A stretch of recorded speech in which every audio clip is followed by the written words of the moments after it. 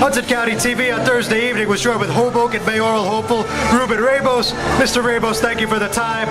We're here at Room 84 where you're supporting Assembly candidate Carmelo Garcia, who in your ideal world would essentially be filling your seat. Right. So tell me, why are you supporting Carmelo? I've known Carmelo for many years.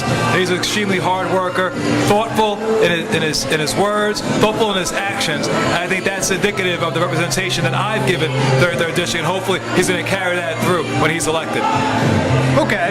Now, the other thing I wanted to ask you this evening, obviously, as we just stated, you were the Assembly person prior to the election, and now you're running for mayor. So why did you think that was the right transition to make at this time in your career? Well, I've been a legislator for 14 years now, 10 years on the city council, 6 years in the state legislature. I think I've gained enough experience in those 14 years serving the public to move up to the executive branch at this time, to move our city forward. I think there's a lot of issues taking place in Hoboken right now that aren't being addressed in a proper fashion or dividing our community in many ways.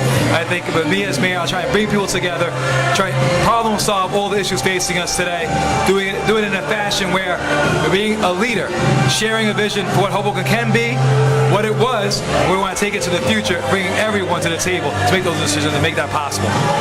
So essentially, you think at the current time, you could better serve Hoboken as the mayor than as an Assembly candidate? Correct. I think with my experience, I think I gained enough experience in the legislature, city council, to be an effective legislator and lead the city of Hoboken going into the future. And there's many issues that we need to discuss, whether it be affordable housing, whether it be flooding, whether it be traffic, whether it be parking, all issues that I have the ability now to deal with on a day-to-day basis as the mayor.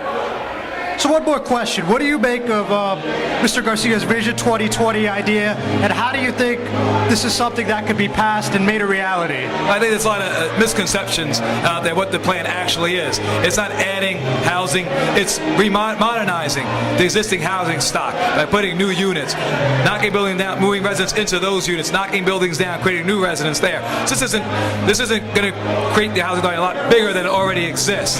It's going to be one-for-one housing, and that's a big misnomer out there.